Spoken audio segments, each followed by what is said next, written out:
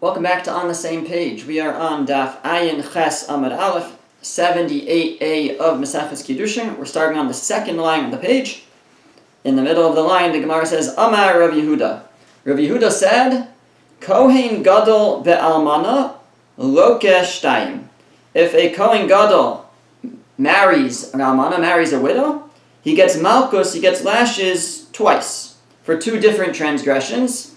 Achas mishum lo yikach, achas mishum lo yichalel. One for do not take as a wife, and one for lo yichalel, he should not profane. So the pasuk says, Almana grusha v'chalala zona aseh lo yikach. It says a widow and a divorcee and a chalala and a zona he should not take, and that's the prohibition of lo yikach. Don't take them as a wife. And then the next pasuk, the next verse says, V'lo yichalel zaro be'amav, he shall not profane his offspring. Now when he takes her as a wife, he transgresses lo yikach, and then he also transgresses lo yichalel, do not profane, because he profanes her, not just the offspring, but he profanes her. So the Gemara asks, V'lilki nami mishum lo yichalel zaro, he should also transgress lo yechalel zaro, he should not profane his offspring, because, or in this case, zaro would be understood as his seed.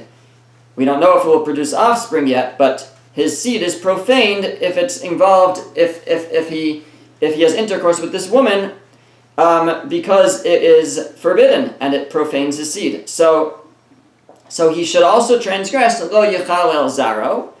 So the Gemara says, we're talking about Bishalo Gamar Biyaso. It's where he did not complete his act of intercourse, so there was no seed, but there's still a transgression of Lo Yikach. On the Kiddushin, Rashi says, for taking for even betrothing this woman in the first place, and for the Biyah, for engaging in relations, even if he doesn't complete the relations,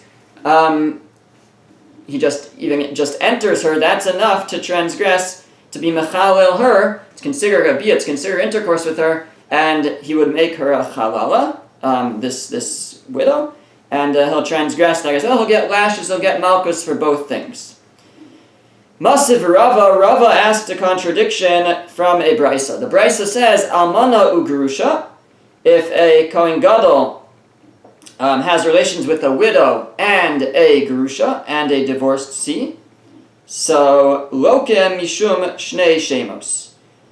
And it sounds like she's both. If she's both an almana, it's one woman, she's both an almana and a gerusha, she's a widow and a divorcee. He gets malchus for both names, both titles, both statuses. So he gets malchus twice. He gets lashes twice. Now, my lab shnei shemos v'sulo. Now, doesn't that mean he only gets malchus twice altogether?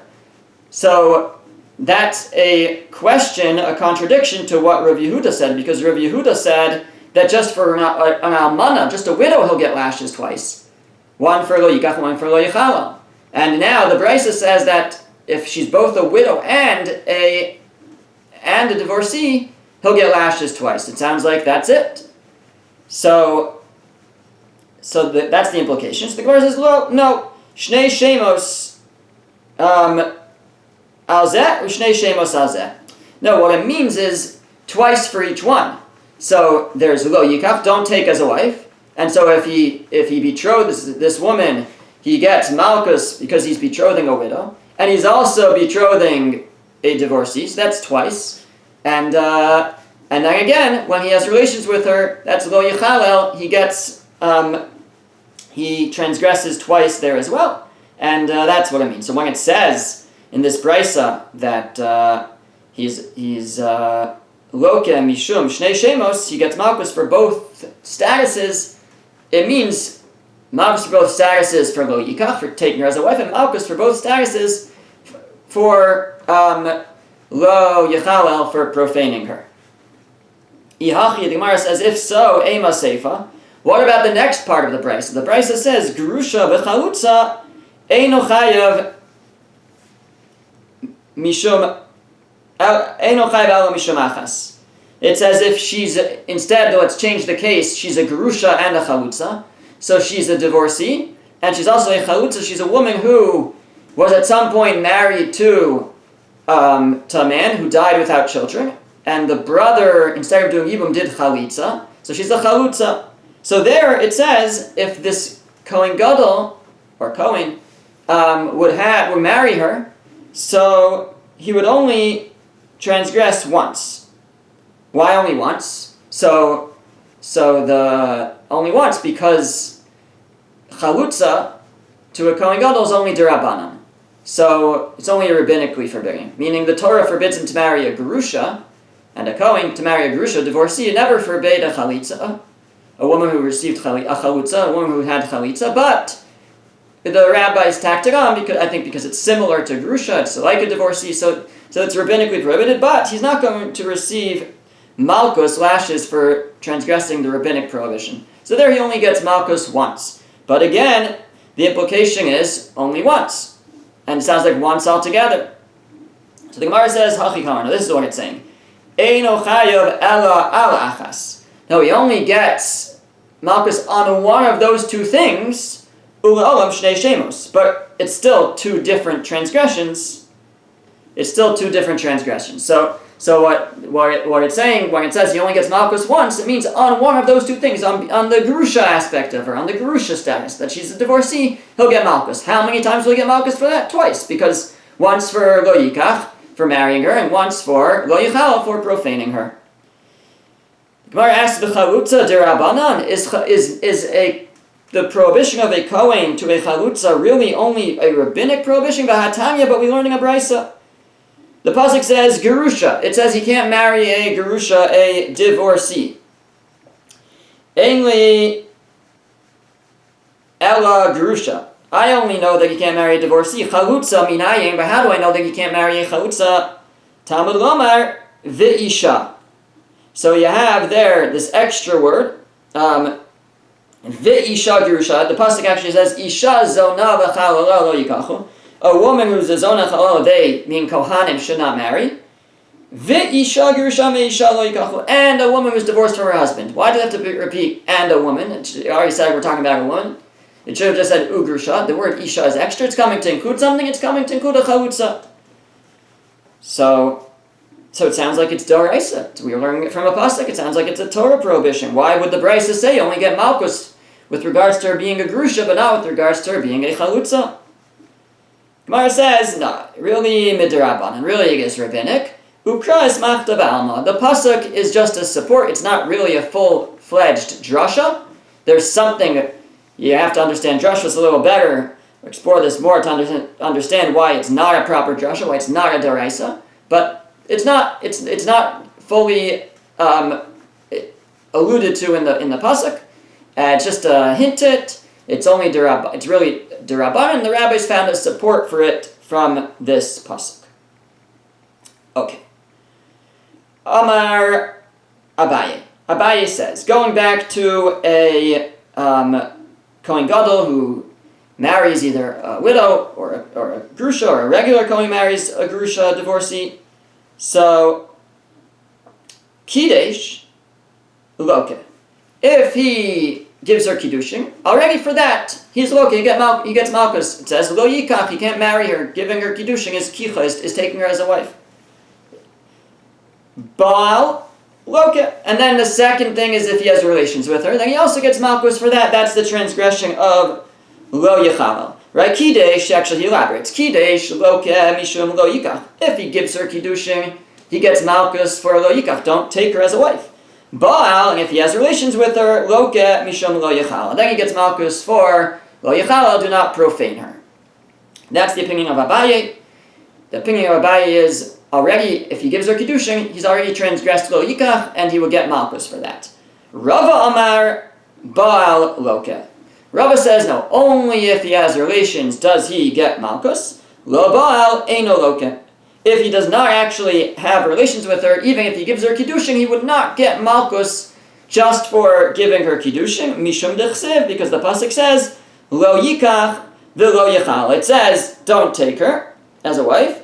And then right after that, in the next verse, it says, V'lo Yichal, and he shall not profane, which is saying what? That matam lo yikach. It's telling you what's the reason he shall not take her. Mishum lo yichalal, so that he doesn't profane her. But the transgression is only, I guess, fully transgressed if he ends up profaning her through relations. So through intercourse.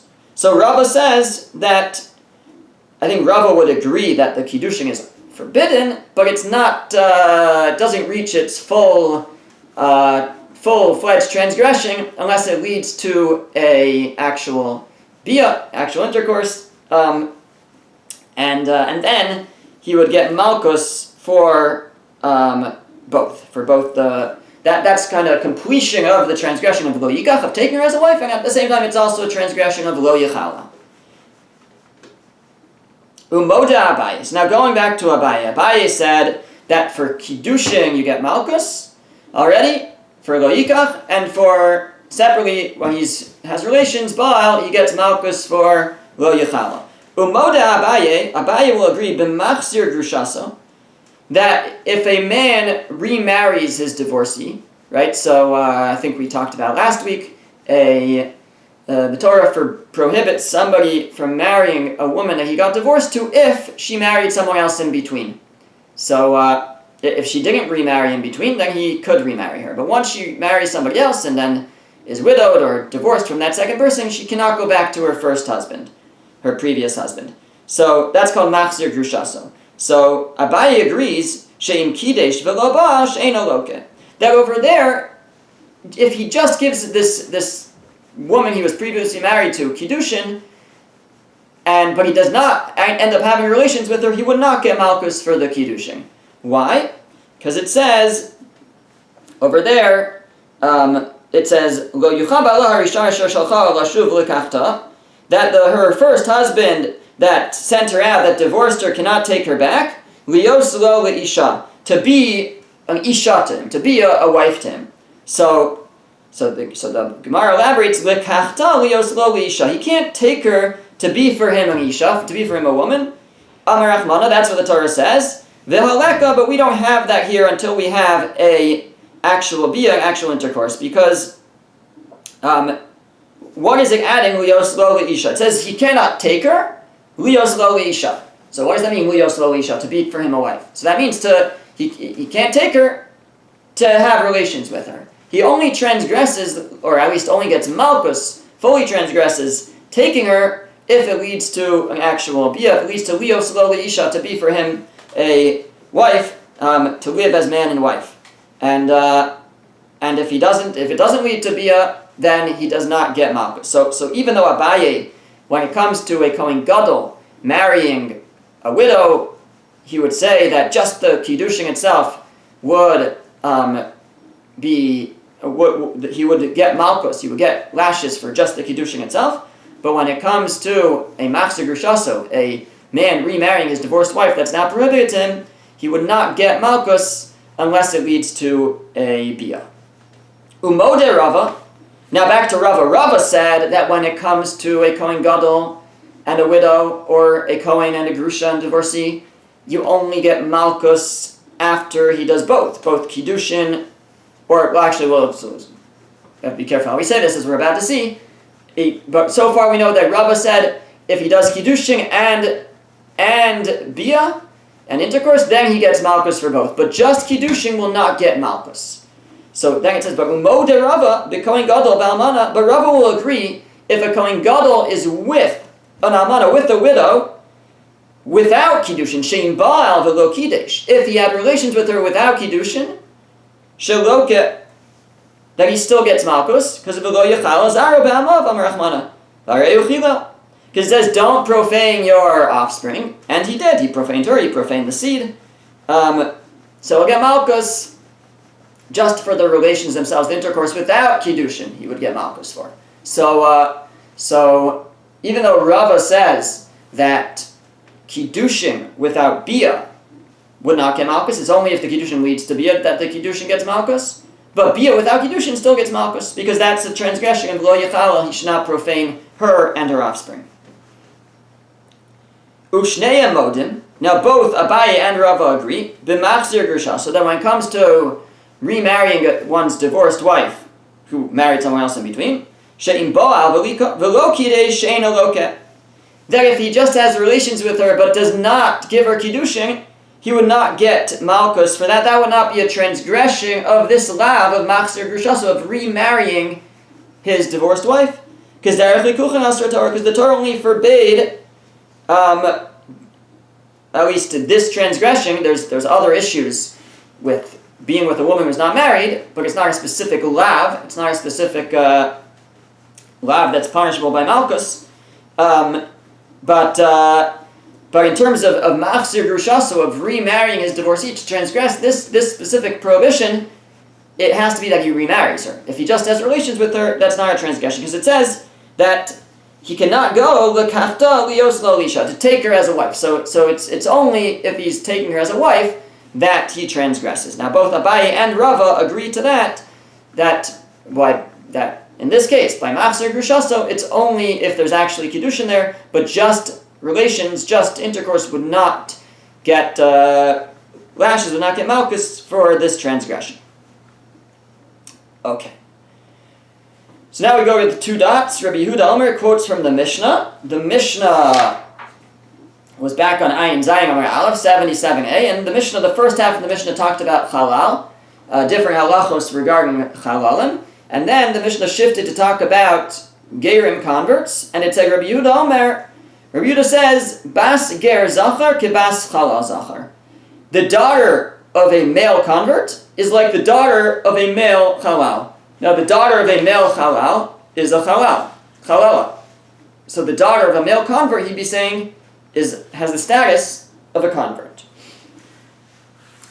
Says the Gemara Tanya, we're learning a brayso. Rabbi Yehuda Omer. Rabbi Yehuda says, Bas ger zachar ke bas chalal zachar. The daughter of a male convert is like the daughter of a male halal, in that, just like we said, just like the daughter of a male halal is a halala, the daughter of a male convert is a convert. V'adin nosei. I mean, he says it's logical to say this. You can learn it through logic. Because ma halal sheba mitipa kshera. A halal came from a tipa kshera, meaning the father of the halal is Jewish. He's a Kohen even, usually. I mean, he could be a halal also, but could be he's not. But he's definitely Jewish, and yet bito psula, and yet the daughter of this halal is Pasul, is disqualified from Kuna. So ger sheba mitipa psula, a ger who came from a drop that came from a non-Jewish father, eino din shebito psula. So wouldn't you say all the more so that his daughter should be disqualified, should be or not disqualified, but should be carry with her whatever the slight pagam, the slight diminished status that a convert will carry. So it's saying like this: if the halal himself was not born from anyone of diminished status necessarily, he came from the seed of a regular Kohen, very possibly, even Kohen Gadol possibly, and yet his daughter is profane and is a halala. So a convert who came from the seed of someone who is of disqualified nature, because it's a non-Jewish father, so all the more so that his offspring should be of the same status as the convert himself. That's the argument that the Gemara, Rabbi Yehuda makes, or the Gemara makes on his behalf. Actually, it sounds like he's the one talking in this brayso. So the Gemara says that we can refute that logic, because we can say, Malach halal shken yitziraso ba'avera. There's a major difference. A halal, you know why we can say that the offspring of a halal is a halala? It's true a halal comes from a tipa kshera, he comes from a Jewish father, but he also comes from an illicit relationship. he comes from a Kohen who married a divorcee, which is an illicit relationship. As opposed to a convert, doesn't come from an illicit relationship. He comes from two non-Jews, but they were permitted to be married to each other. So he doesn't come from an illicit relationship. So maybe the reason why halal has the stringency that he makes his daughter into a halal is because actually he came from an illicit relationship.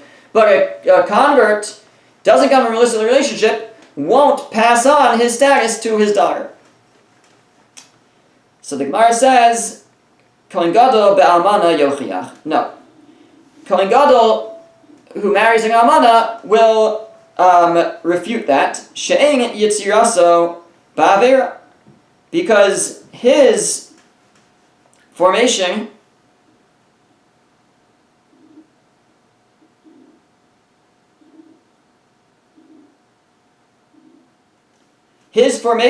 was not ba'avera, and yet bito psula. Yet his daughter is pasal. In other words, you're trying to argue that the reason why a halal makes his daughter a halala is because the halal was born through a forbidden relationship, and that's a necessary condition for one's offspring to be also a halal. It's not true, because a Kohen Gadol is not born from an illicit relationship, and yet he could make his daughter into a halal. If he marries a almana, a widow, or a grusha, or a divorcee, the offspring is a halal. So it doesn't seem like that's a necessary condition. So that would bring us back to our logical deduction that just like a halal makes his daughter into a halala, so to a convert should make his daughter into a convert. So we say no, because Mala Kohen Gadol ba'almana shekain biyaso ba'avera. No, Kohen Gadol, it's true a Kohen Gadol who does not come from an illicit relationship. But there's something else that's wrong in that situation, which is that he was in an illicit relationship. Biyaso ba'avera. He had relations ba'avera in a prohibited way. He married someone prohibited him. That's why the daughter is a halala. As opposed to our case, where again, we're trying to disqualify the offspring of, not disqualify, but give the status of a convert to the offspring of a convert, but that convert didn't do anything wrong. They weren't involved in any illicit relationship. So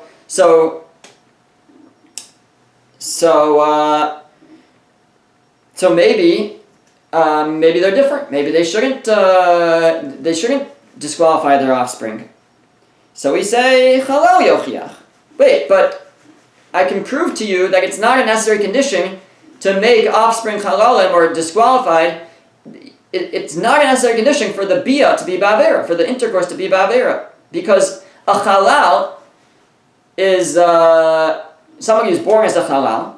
He's allowed to marry a regular Yisraelis, let's say, and yet the daughter of a male halal is a halala. But it wasn't biyaso ba'avera. He didn't do anything wrong when he married his wife. So it's not a necessary condition. So v'chazar adin. So we kind of go in circles. Lo rizeh k'rizeh. All of them have kind of their own, not as like the other exactly. But hatzad hashava shabahin. But the common denominator is she'enan berov hakal.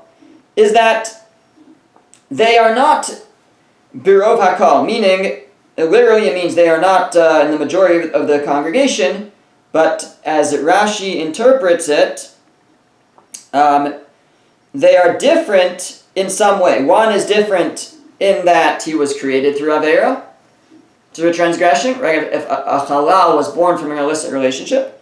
One is biyaso ba'avera. One is they have an illicit, that meaning one can produce offspring that are halalim because he came from an illicit relationship. That's a halal.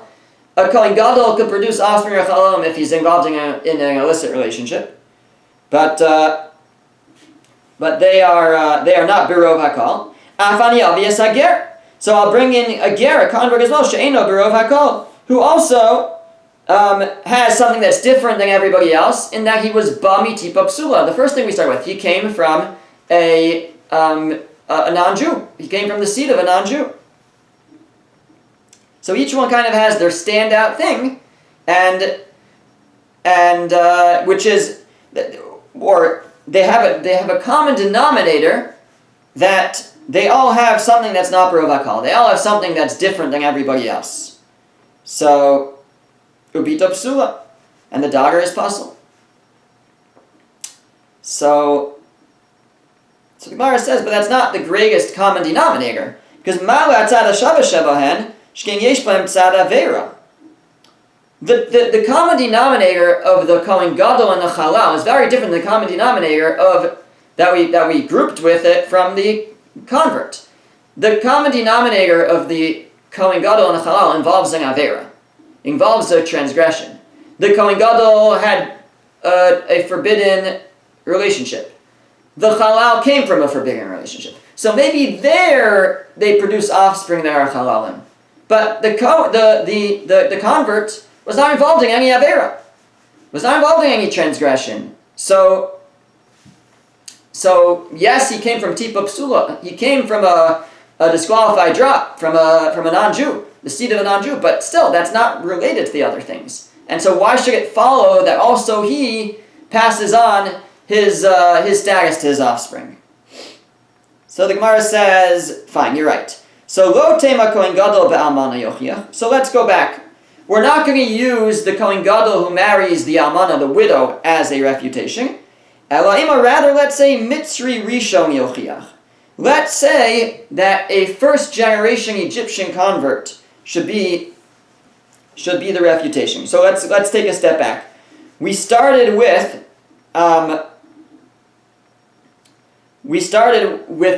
the following attempt at logical deduction. We said if a halal zachar, a male halal,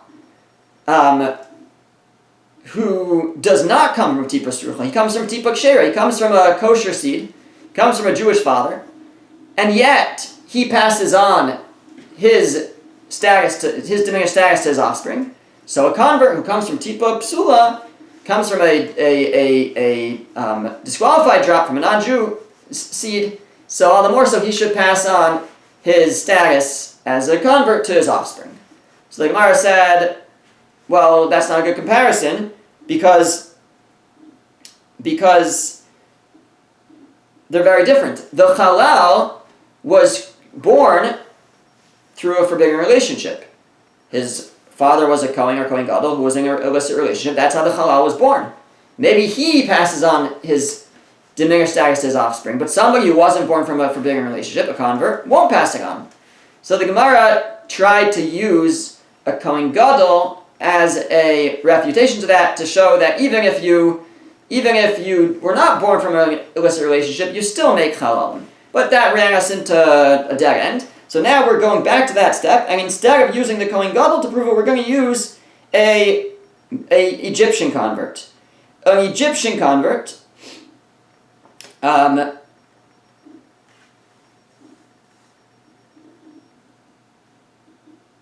Egyptian convert, so the halacha is that Egyptian converts are not allowed, they're forbidden level bakal. They can't marry regular Jews until the third generation. So first generation Egyptian convert, second generation, they can't marry regular Jews. So now, but who could they marry? They could marry other Egyptian converts.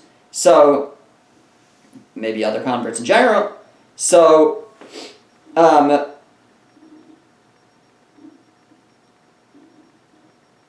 that might depend, but they could certainly marry Egyptian converts. So if the first generation male Mitzri convert marries the first generation female Mitzri convert, what is the status of the child? A Mitzri convert, second generation. Now, was that a permitted union? Was that a permitted marriage? Yes, it was. And yet, the child, even though it's from a permitted union, the child is going to be of the same status. So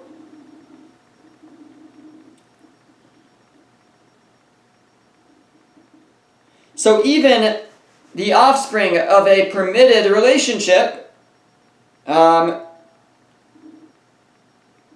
could be of diminished status.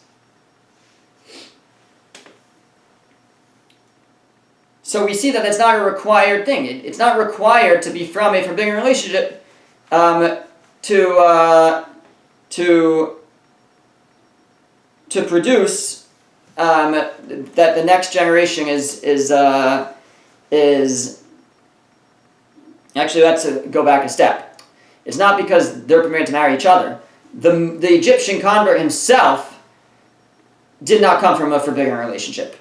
He came from Egyptian parents, not a forbidden relationship, and yet his child, we know, is a Mitzri Sheni, carries the status of a second generation Egyptian convert. So even though this Egyptian was not born from an illicit relationship, the child carries the status. So we see it's not required, in order to carry on the status, a diminished status, that you came from a forbidden relationship. So we say, yeah, but Ma'ala Mitzri Rishon Shekeng Engo Roy Lovu Bakal. No, but you can't compare Mitzri's Egyptians. They have their own unique thing. They can't marry Kal. They can't marry into the congregation. So maybe that's a necessary condition. In order to produce offspring that's like you of diminished status, maybe only if you have you can't be Baba Kal. You can't marry into regular Yisraelim. Maybe that's why Egyptian converts are unique, that they pass on their status to the next generation. So the Gemara says, no, Chalal Yochiach. No, Chalal will disprove that, because Chalal passes on his status to his daughter. She'll be a Chalala, even though a Chalal is permitted to marry Bakal. He can marry a regular Yisraelis, so it's not a necessary condition to pass on the diminished status to the next generation. So again, the Chazar Adin, once again we say that we can circle it with the logic, and we say, Lo Rizek Rizeh. Neither is exactly like the other, but the common denominator amongst all of them, She'enan Berov Kal, is that they're not similar to everyone else. They're unique. They're either produced. If it's a halal, you'll say Yitziraso Ba'avera. He was created from a forbidden relationship. If it's an Egyptian convert, you'll say he can't be Baba Kal. He can't enter the congregation. And if it's a ger, a regular convert, you'll say he came from Tipa Psula. He came from a non-Jewish father. So each one has something that makes them stand out. The common denominator is that they're not like the rest of the congregation. Ubito Psula. And yet we know, at least by the halal and the Egyptian convert, that the daughter is puzzled. The daughter carries the status of the father. And so the same should be true for the daughter of a regular convert. Afani Avi Asager, Sheino Berov Kal, Ubito Psula. He's not like everyone else, because he comes from Tipo Psula, he comes from a non-Jewish father, and yet we should say, and we should therefore say that his daughter is puzzle, it carries the same status as him as a convert.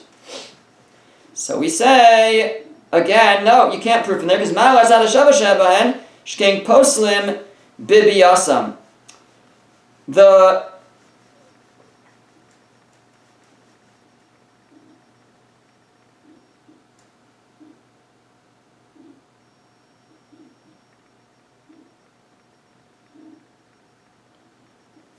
There's something unique about an Egyptian convert and a halal. If a halal were to marry a woman, she would now become forbidden to marry a kohen. That's the halacha. So she becomes a halala, or at least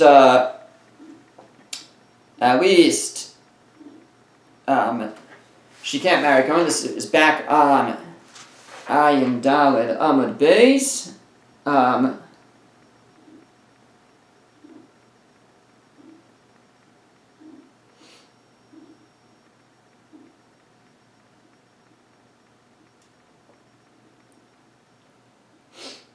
Yeah, so that's a discussion back there. But a halal that marries a regular Yisraelis, she now can no longer marry a kohen. The same is true if an Egyptian convert would marry a woman. She would no longer be, that's forbidden, a regular Yisraelis. She would no longer be able to marry a kohen. But a regular convert can marry a woman, and if he dies and she's widowed, a widow's allowed to marry a kohen, and there's nothing that puzzled her, because it's perfectly fine for her to marry this regular convert, and she can then go and marry a kohen after she's widowed. So the two, the halal and the Egyptian convert, are different than a regular convert. They their relations with the woman would make her puzzle to marry a Kohen. So maybe they're unique, they're more strict. They maybe pass on their diminished status to their child, but maybe a regular convert will not. So the Gemara says, Rabbi Yehuda ger nami postel b'biyaso. Yeah, but Rabbi Yehuda, whose opinion we're trying to explain here, he would actually hold that no, the convert does disqualify a woman if they live together. Umaisila b'matzah mehaydina. And he learns it also from the same logical deduction. Basically, Rabbi Yehuda would say, yeah, that comes with the package too. We're going to learn two things out from this whole comparison.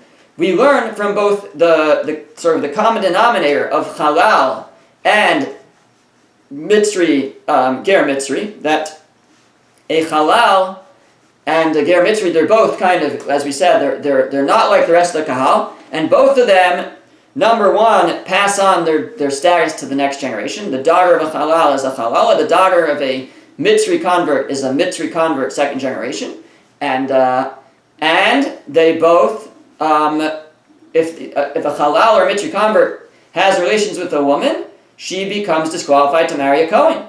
So too, says Rabbi Yehuda, a regular convert. A regular convert will learn from there. He's also different because he comes from Tipa Psula. He comes from the seed of a non-Jew, and therefore he will learn from there that he too, according to Rabbi Yehuda, will pass on his status to the next generation. They will also be considered converts, and if he has relations with a woman, she subsequently will not be able to marry a Kohen. That's the opinion of Rabbi Yehuda. Okay, now the Mishnah brought other opinions. We had the opinion of Rabbi Eliezer ben Yaakov, and that's what the Gemara now quotes. He said, Rabbi Eliezer ben Yaakov had said that if a Yisrael marries a female convert, the daughter is ksher l'kuna. She's not a convert, she's allowed to marry a Kohen.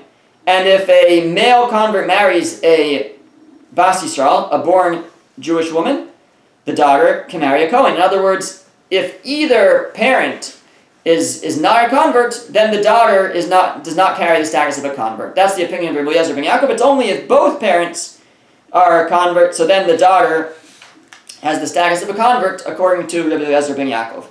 So says the Gemara Tanya, we learn in a brisa.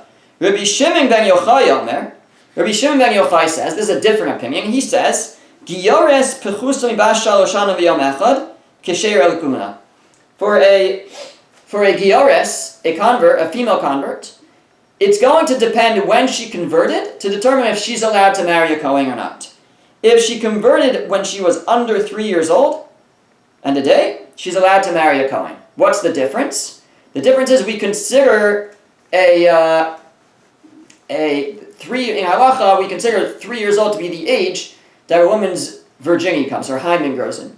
And therefore, that we say as follows. Shenemar, the pasuk says, it's a pasuk in, well actually we'll see I guess. The pasuk says, this is in Bamidbar chapter 31, it says, V'chalataf banashim heichayu lachem. It's talking about the people of Midian, and Hashem commands all the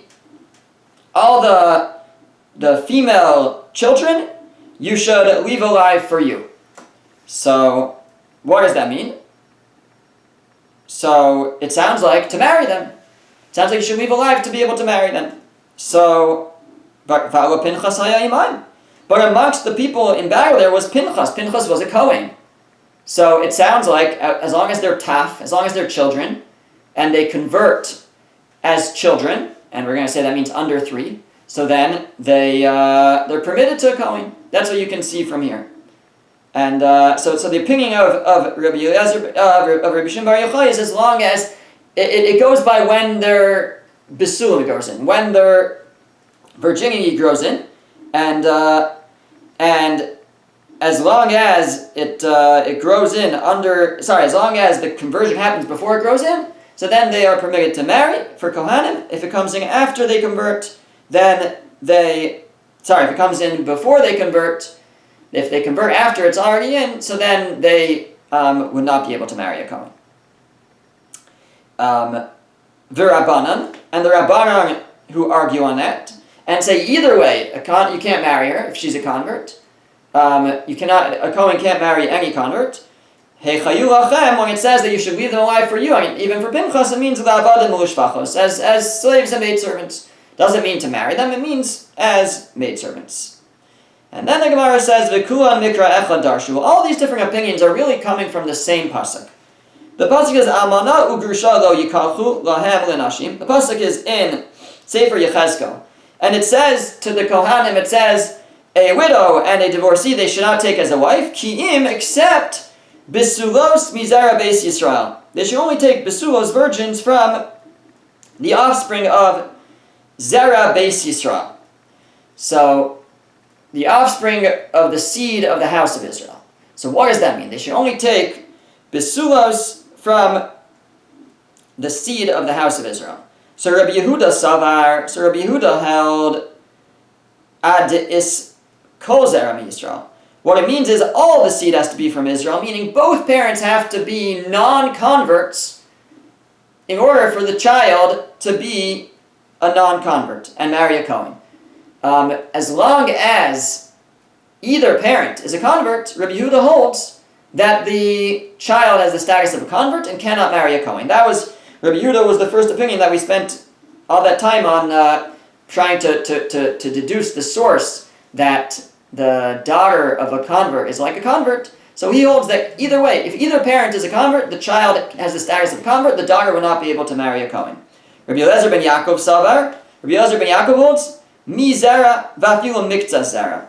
So the pasuk says they can only marry besulos mi zera beis Yaakov, from the seed of the house of Yaakov, but from the seed implies either seed. Again, mother doesn't see, but either parent it means. If either parent is mizera beis Yisrael, from the seed of Israel, either parent is Yisrael, so then it's fine. According to Rabbi Eliezer ben Yaakov, as long as one parent is Jewish, the child will not have the status of a convert with regards to marrying a Kohen.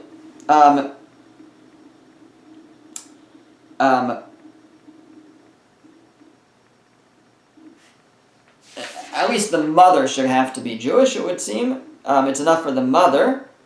One second.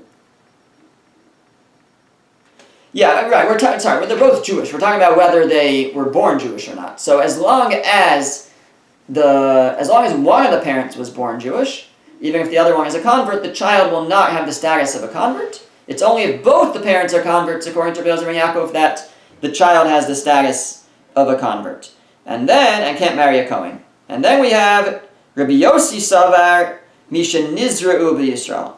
Rabbi Yossi holds that as long as they were that it's not enough that both parents are converts, the conception has to have been after their conversion. As long as the conception, well, I guess let's go back a step. He requires, I believe, that both parents they have to both be Jewish, but even if they converted, that's okay. Even if both parents converted, the child could be would not necessarily have the status of a convert, as long as the conception happened after their conversion. Then the child will not have the status of a convert. But if the child was conceived before their conversion, then the child would still have to take on the status of a convert. And Rabbi Shimon Yochai Savar, and the last opinion is Misha Nizru b'Sulea b'Yisrael, that even if she's born as a non-Jew and converts, even if she's born as a non-Jew, even if she converts, as long as she converts under 3 years old, she could still marry a Kohen. That was the opinion of Rabbi Shimon ben Yochai. So just to summarize again, we have 4 opinions here. Actually, Rashi sums them up in the Rashi that's about 7 lines from the bottom of the page. It says, Rabbi Shimon Omer, So he says, Hari arba machlokus b'davar. There's 4 opinions over here. He says, according to Rabbi Yehuda, bas ger zachar pesula, v'afilu nasa Yisraelis. According to Rabbi Yehuda, the daughter of a male convert is pasul even if he marries a Jewish woman. And I think the other way as well. The daughter, if the mother is a convert and the father is a Yisrael, actually not so clear about that. If the mother, it could be that in that case, the status of convert will not pass on. Just like by halal we say, as long as if the mother is the halal and the father is the Yisrael, it does not pass on. So it could be by a convert as well. Rabbi Yehuda would hold only if the father is a convert does it pass on. If it's the mother is a convert and the father is a born Jew, perhaps it wouldn't pass on. But Rabbi Eliezer, according to Rabbi Eliezer, if either parent is a Yisrael, then the child is not a convert. Umiyu, however, ger v'giores bito psula. If both parents are converts, then the daughter is a convert and can't marry a Kohen, even if she's born after their conversion. According to Rabbi Yossi, afilu ger shnasa giores bito kshera. Even if a convert marries a convert, both parents are converts, the child could be kshera. As long as the conception happened after the conversion. If the conception happened before the conversion, so then the child will have the status of a convert. They'll have converted in utero, but they have the status of a convert. But if as long as the conception happened after the conversion, so then even if both parents are converts, the child is not a convert. And Reb Shimon Bar Yochai holds, afilu gioris atzma machshir. Even if she was born not Jewish, she could be kosher to marry a Kohen. As long as at the time of her conversion she was not yet fit for relation, she didn't have her besulan yet, she didn't have her virginity yet. The zona, that way she's not considered a zona. But if she was already royal labia, she was at the time that she converted, she was of an age that she could have engaged in relations already, which in halacha that's after 3 years old. So then she would take on the status of a zona, and she would not be able to marry a Kohen. Okay, we'll stop there. Pick up this from here next week.